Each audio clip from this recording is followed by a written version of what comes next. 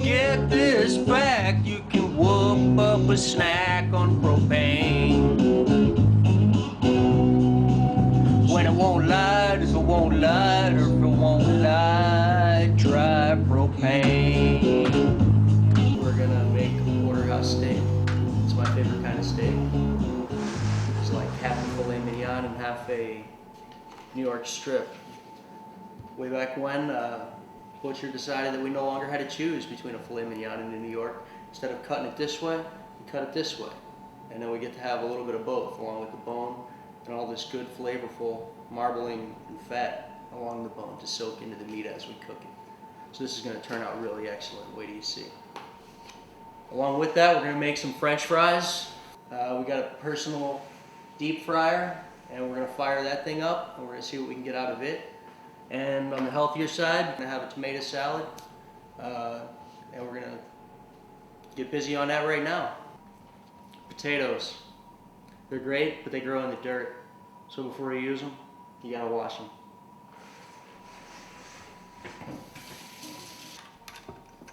So now we got a big plate of potatoes ready to be dumped into the deep fryer. And we'll set this for 375. And it should take just about 10 minutes to heat up. Let's get on with this tomato salad. I guess it cuts it all right.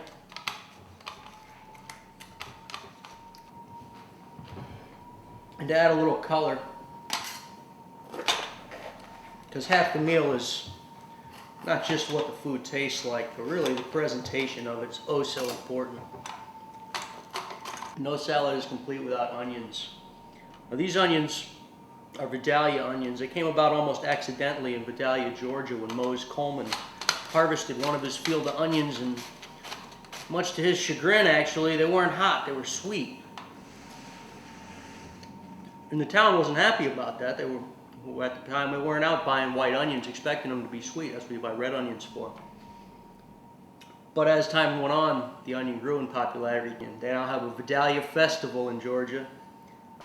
Can I get a sound check on these fries? Yeah, the fries sound done. So you guys can just go ahead and dig in on them as soon as you climb through your TV sets. Le Seigneur des Camarades, Fleur de Sel. I don't know, but it's salty.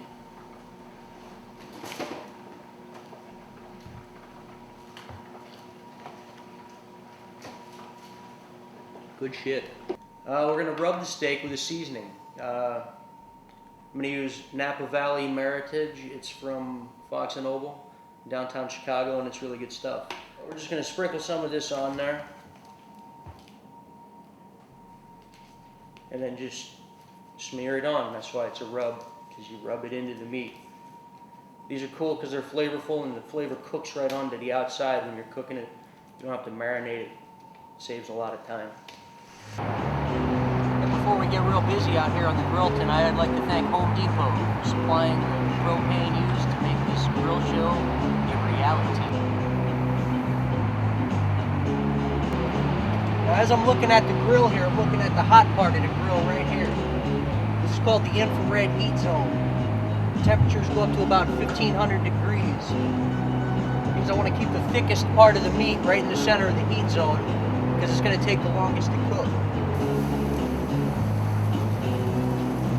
And that's really only going to take about maybe 4 minutes on the side. This is going to be excellent.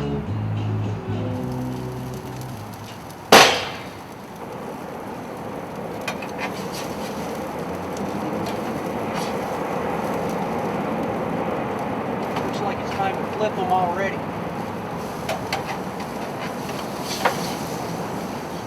And that should just about do it. I think these are done. We're going to pull them off, take them in the house, chop them up, and eat.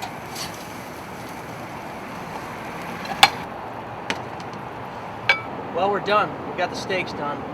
Now it's important after we pull the steaks off the grill is that we don't cut into them immediately by trying to check out whether or not they're really all the way done throughout the inside. Because if you do, it's like cutting into the live animal. All the blood will run right out of it, especially when the blood's really hot. You need to let it coagulate inside the interior capillaries of the meat. That way it's not all over the plate when you're trying to sop it up. Because you want to eat the blood just as much as you want to eat the meat. Because that's what it's all about, you know, manly and meat, blood, and all that good shit. So, now that I'm an adult, I can use steak sauce. When I was a kid, my dad was like, I'm not paying top dollar for steak, so you can put crap on it. But I like steak sauce. Someone took the flavor of steak into consideration when they created steak sauce. Well, let's cut into this piece. It's cooled now for about a minute, minute and a half, a little more. So all the vital fluids don't just ooze out of the steak when you slice into it.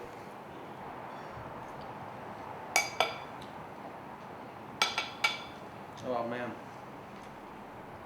you guys gotta have some of this.